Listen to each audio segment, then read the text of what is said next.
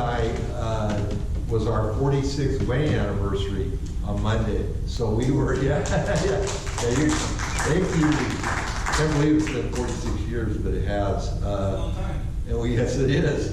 And so we were celebrating at Morongo. Somebody said to me, how can you spend 5 days at Morongo? There's like nothing to do there. And I said, you just answered your own question. He said, go around Lazy River 300 times, which I probably did. But being that it was our wedding anniversary, I looked back into the archives and I found a lesson we went through about 3 years ago. We were talking about a book called Keep Your Love On. And I thought it might be good to take a look back at some of the ways that we find love, or we are loved and we give love. When we speak of love in today's society, it can mean any number of things, right?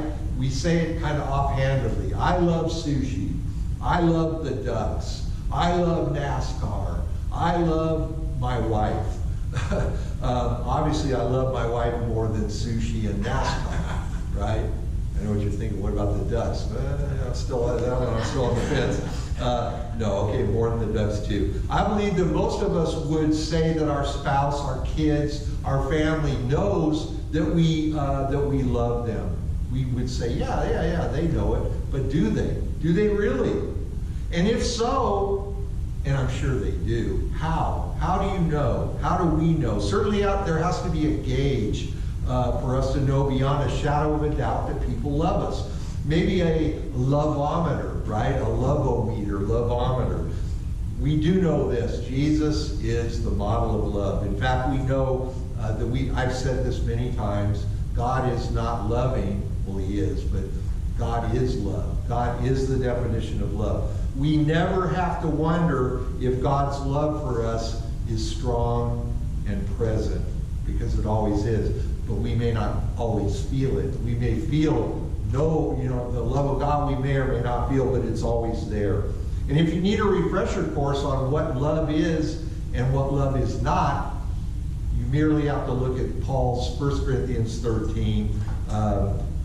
Love is patient, love is kind, love does not keep a record of wrongs, and on. But how do we know if our family and friends really love us for sure? They may say they do, but what are the external signs? What are the external indications that they do really love us? God loves us with perfect agape love, the ultimate unconditional love. You can't get any higher love than that.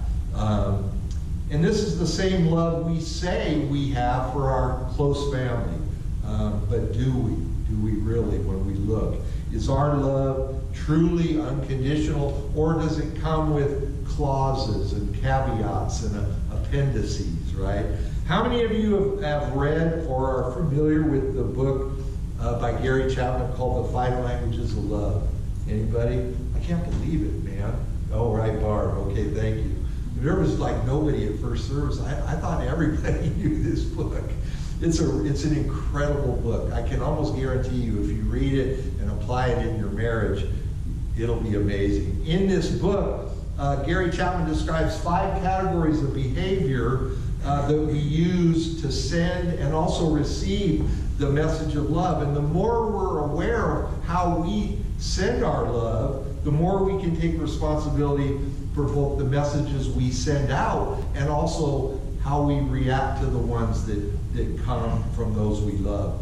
The 5 languages of love are this: touch, gifts, quality time, words of affirmation, and acts of service. Now, there's undoubtedly more than that. Those are the 5 languages of love according to Gary Chapman. And I think he nails them pretty good. These types of relational fuels, for lack of a better word, fill the love tanks of everyone differently. Every person has one primary way that they send and receive love, the fuel that fills their tank. We know that we cannot put diesel fuel in our regular car and vice versa. By the way, has anybody ever done that? Put diesel in a regular car or put regular fuel in a diesel? Dean has. Okay, you know it did not turn out well, probably.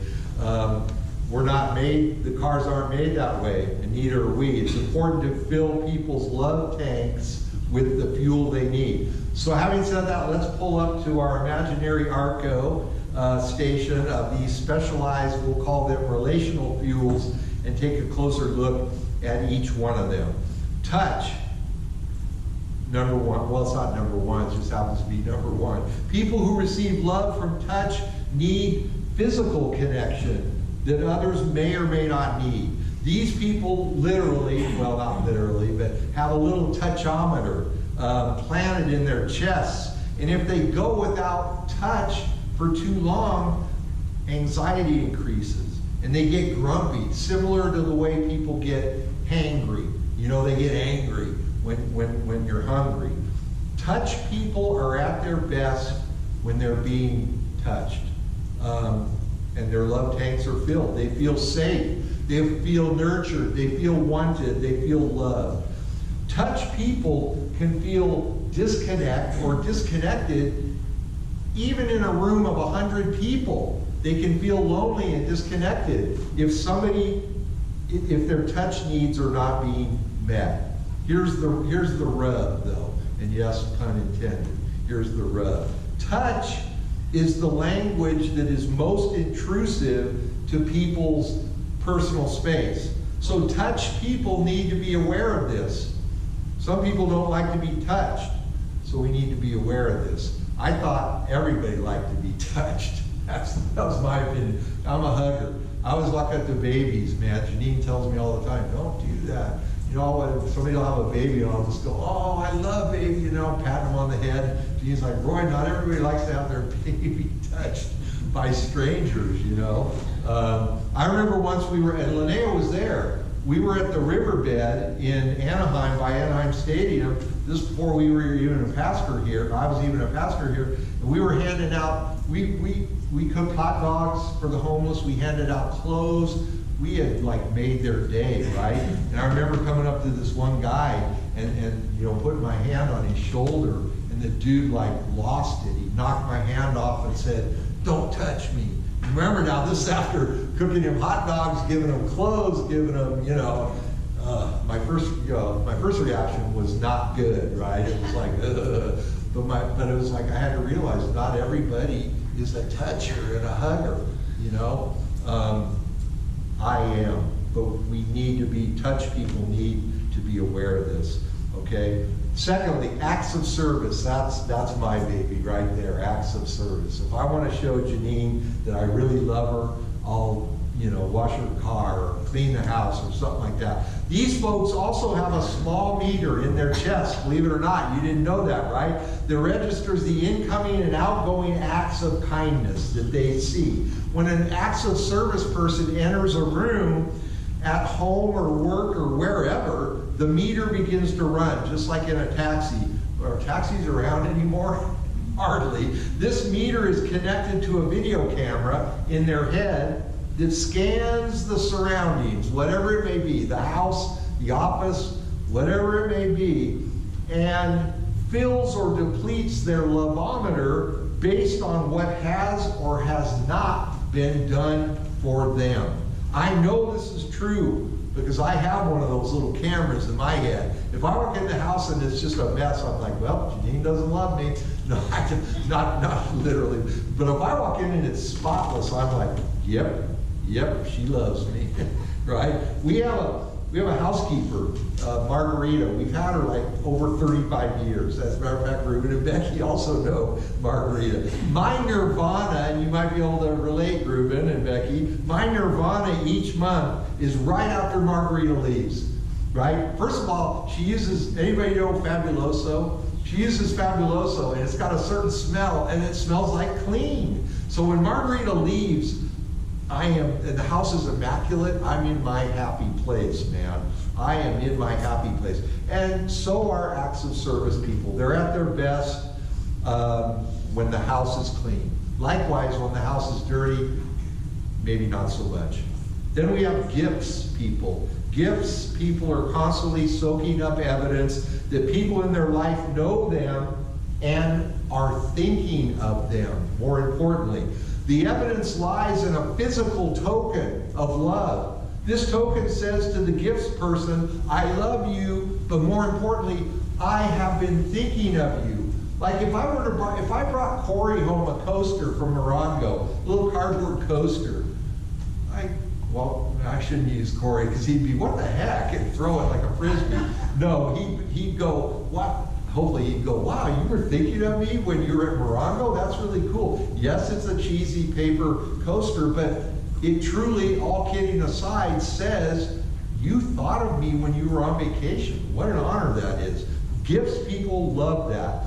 I know what you're thinking though. You're thinking to yourself, oh man, I hope well, you probably know by now, I hope my wife or girlfriend or somebody is not a gifts person because I'll go broke.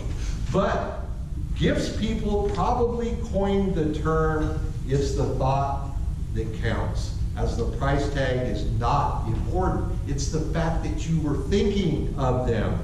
The gift is simply the means to the end of love. The cost is irrelevant. And gifts people, as you can imagine, love Christmas, right? Quality time. These folks get their tanks filled when you find them interesting enough to want to spend quality time with them.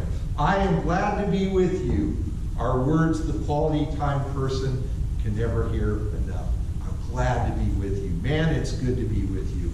We have the opportunity to fill up the quality time person's love tank just by being with them. But we have to truly be with them in the moment, not daydreaming about something later on. We have to really be on top of our mindfulness game when with a quality time person, as the key word is quality, because they'll know. Quality time people will know. They know quality time versus quantity time. You can spend 10 minutes of quality time with somebody and they're like, their loveometer just goes, phew. You can spend an hour with them and you're looking past them and they're not getting a thing out of it. They know. Quality time people, they know. Pain comes from the quality time person when they feel that they're not being listened to or paid attention to. Quality time is not necessarily quantity time. If your time with them, though, is like you're all in, and every word they say, you're on, man, you'll see them light up. The person that in my life, all the years that did that or does that the best, Pastor Ken Caudill. That guy, when you're with him, you're the only person in the world. Literally, he's looking at you and he's almost looking into your soul, and you're the only person in the world. That is quality time. And then last but not least, words of affirmation, or WOA people. They feel most alive and appreciated when words and body language are positive. The words of affirmation person also loves to hear these words. I am so glad to be with you, and you are worth it. Even one small word of encouragement or love to a words of affirmation person can make their entire day and give them that loveometer, that give them the peace they seek. Words of affirmation people need their tank filled with words telling them that they matter and that they're doing a good job. All right? So that is the basic principles of the 5 languages of love. Of course, there's much more to it. There's a whole book on it, but it gives the basic aspects of each type. So you're probably thinking, yeah, that's some decent information right there. But what are we going to do with it? What are we going to do with it? Take a moment and picture someone in your life. Just take a moment. Spouse, child, parent, friend, anyone you value in a relationship, and think of or write down their top 2 languages of love. I did this at first service. It didn't really work out that great, but I think I'm going to try it again just for giggles. Take 20 seconds. Think of your significant others. It'll only apply to if you have him or her here. Take like 20 seconds. Think of their language of love. And then at the end of that 20 seconds, I want you to just say it out loud to each other. Okay? Okay, so think about it. Think about it. Barb's thinking what Corey's language of love is, and Corey's thinking what Barb's is. Ruben and Peggy are thinking, and Todd and Karen are thinking, and Dean and Carmen are thinking. Okay, I'm going to do it now. Okay, I want you guys to face each other and say what you think their language of love is out loud. 1, 2, 3. Were any of you right? Were any of you right? Anyway, there's no right or wrong. Bottom line is there's absolutely no right or wrong. But when we do have a good idea of that person's language of love, how much easier is it? If your wife's language of love is words of affirmation, and you're constantly cleaning the house trying to show them you love them, there's going to be a disconnect there. Unless while you're cleaning the house, you're going, you are worthy, babe. I love you so much. You are the best. But you see what I mean? There'll be a disconnect there. So it is good to know, and not just know it, but do something about it. Try to fill your friend or your wife, their love tank as often as possible. Filling someone's love tank is one of the best investments you can make in any relationship, because by doing so, what happens? Yours is getting filled too most of the time. I don't think there's a single person in here who would say that their spouse doesn't love them, right? But if someone were to ask your spouse how they know that you love them, would they be able to give an answer other than, I don't know, he just does or she just does? We mutually agreed sometime back that Janine is a words of affirmation and a quality time person. So I had to ask myself after Monday, especially 46 years of marriage, am I doing a good job of filling her love reservoir? And the honest answer was, maybe. Hey, I said it was the honest answer. But I can do better, and I'm trying to keep your love on. And that's the name of a book, Keep Your Love On. To keep your love on, we need to first, we have to love and show that love to those whom we cherish in our relationship. True love is not fickle. It doesn't come and go like the tides. It's always should be striving to lift up. We should always be moving toward connection in our relationship, not distance. However, the choice to pursue connection will often bring us right up against the real battle at the core of every relationship, and that is a spiritual or heart battle between the two most powerful forces that drive us, and they are the opposite of love and fear. Love and fear. We're not made to be fearful people, but our own doubts, insecurities, and lack of trust make us that way if we're not careful. So take time this week to see how, first of all, see how your love tank is doing and the tanks of those around you. When we see to fill the love tanks of those we meet, our own will also be filled. And these 5 love languages, if you'll notice, the Lord is in the business of doing each and every one of them. If you think of it, He's always telling us, you're my beloved child, words of affirmation. He's always in our heart, quality time. You see, gifts, geez, every day is a gift, right? A blessing, God's grace. So God and Jesus is the perfect of the 5 languages of love, each and every one of them.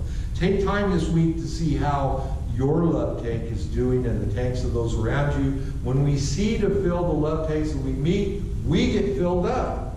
Lord, help us to be powerful people in our relationships, but powerful like you, power made perfect in weakness.